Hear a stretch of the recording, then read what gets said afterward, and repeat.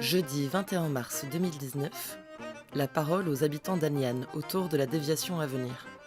Entre le marché, le bar, les écoles et les commerces, nous interrogeons le village.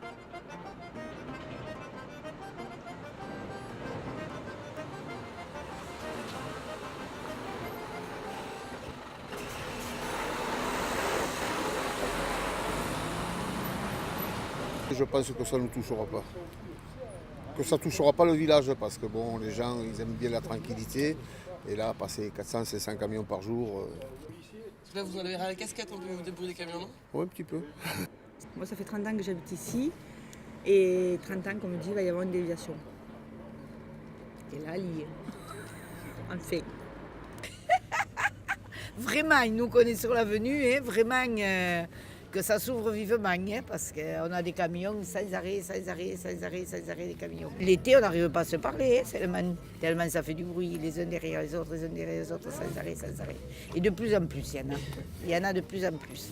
C'est bien, moi, ça fera un peu plus de calme pour le village. Non après, c'est vrai que ça risque d'un peu de faire tomber les touristes, ils ne passeront plus là. Quoi. Mais bon.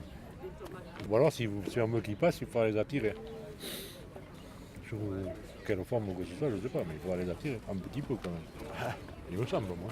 Il y a quand même du potentiel ici pour attirer les touristes. Il faut savoir que l'abbaye, c'est aussi important que Saint-Guyen. Mais c'est pas mis en valeur. Alors, déviation, on est mort, nous. Tu vois, le marché, il est mort. Je pense, hein. Déjà là, on en chie. Donc je pense que la déviation, elle va pas nous aider, quoi. Par contre, pour les gens qui habitent à Niane, il était temps, j'ai envie de te dire. Parce que la traversée de ce village, au secours. Oui, moi je suis très favorable. Je trouve ça superbe, ça évitera au moins tous les camions de passer. Je suis même très étonnée qu'il n'y ait pas eu plus d'accidents que ça. Non, moi je suis à 100%. Je pense que si les gens veulent venir à Aniane, si on fait tout ce qu'il faut au niveau signalétique à l'entrée, je pense qu'il n'y aura pas de souci, quoi. Les gens viendront, mais il faut que, que la municipalité, que l'environnement joue le jeu et fasse ce qu'il faut pour attirer les gens, quoi, voilà. C'est bien ce qu'ils font, c'est bien. Si, c'est une bonne chose. Nous, c'est pas pareil, on est loin. On est même plus près de la déviation. Mais ça va, on est content quand même. Quand on est vieux, on comptera les camions. Les gens ils viennent ici pour le pont du diable et pour Saint-Guyen, mais quand c'est indiqué sur la déviation, ils passeront plus par Aniane, il n'y a pas besoin d'y passer. Vous n'avez jamais vu des villages en France qui sont morts à cause de déviation?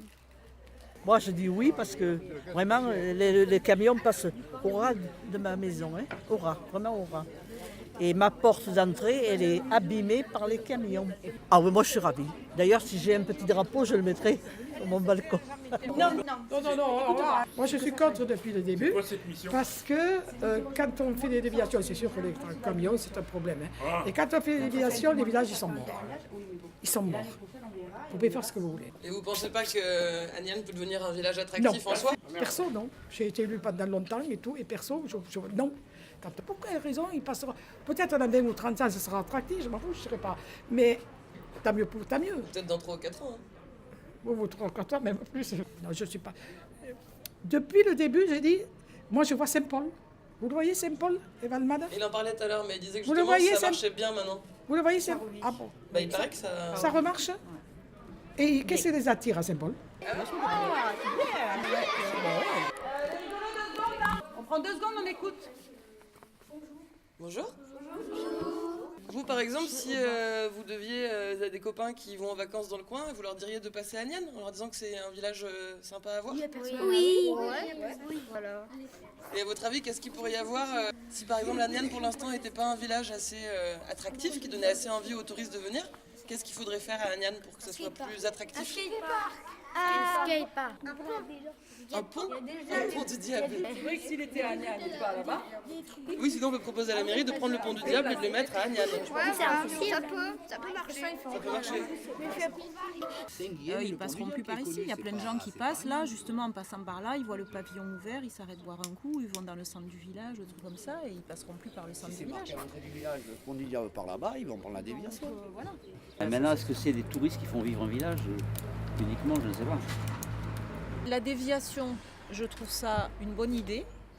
Le seul truc qui me dérange plus, que je pressens, mais peut-être je me trompe et j'espère que je me trompe, comme il y a déjà la pharmacie qui s'est déplacée là-bas, qui commence à y avoir des médecins, des machins, des trucs, Moi, je pressens plus ou moins que c'est ce qui est en train de se passer un peu partout, comme la zone Cosmo à Gignac. C'est très bien la zone Cosmo, moi j'y vais aussi, mais à part qu'il y a une boulangerie, il y a des boulangeries dans le centre qui ferment, il y a des coiffeurs, dans le centre qui ferment, il y a un fleuriste dans le centre. Voilà, et c'est toutes ces zones-là qui tuent tous les petits commerces de proximité et qui font que les villages deviennent des villages morts, quoi.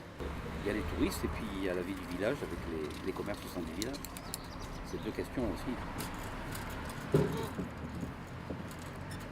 Parce qu'on a abordé la déviation et en même temps le déplacement des commerces de proximité dans cette zone là-bas. Ah mais c'est lié en fait. Non mais moi je suis optimiste, de toute façon voilà, ça fait 27 ans que je tiens le glacier, je suis optimiste.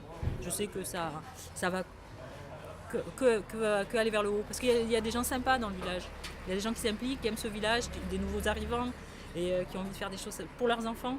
Et je pense que ça va aller vers le haut. Il faut aménager les abords du Saint-Laurent derrière, un petit aqueduc. Il faut les aménager pour que les gens puissent aller faire le pique-nique. Ils ont commencé déjà à aménager tout ce qu'il y a après, qu'ils appelaient le Germinal. Juste après, il y a Saint-Rome, c'est aménagé. Les abords de la ancienne chapelle autour du Saint-Laurent aussi, ils aménagent le lieu. Par là, vers l'Hérault aussi, il faudrait qu'ils aménagent davantage. Qu'il y ait des choses culturelles à Agnan. Il faut faire quelque chose de l'abbaye. Il ne faut pas la laisser comme ça. Nous, en tant que commerçants, on a super peur, mais il faut rester optimiste.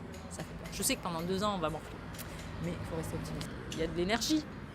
On ne va pas rester petit village, on n'est pas au fin fond de la Lozère, quoi. On est dans l'arrière-pays hérolté, les gens ne vont pas qu'à la plage, ils vont se balader dans l'arrière-pays, ils ne vont pas faire que Saint-Guilhem-le-Désert, ils vont faire Agnan et Saint-Jean-de-Fosse. Et Agnan va rester attractif, avec les terrasses et le reste, c'est sûr. Donc moi, j'ai pas peur.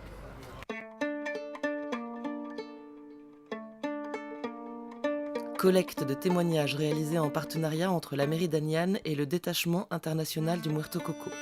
Merci aux Agnanais et aux Agnanaises pour leurs paroles et à l'année prochaine pour la partie 2 de ce documentaire, La déviation, 1 an plus tard.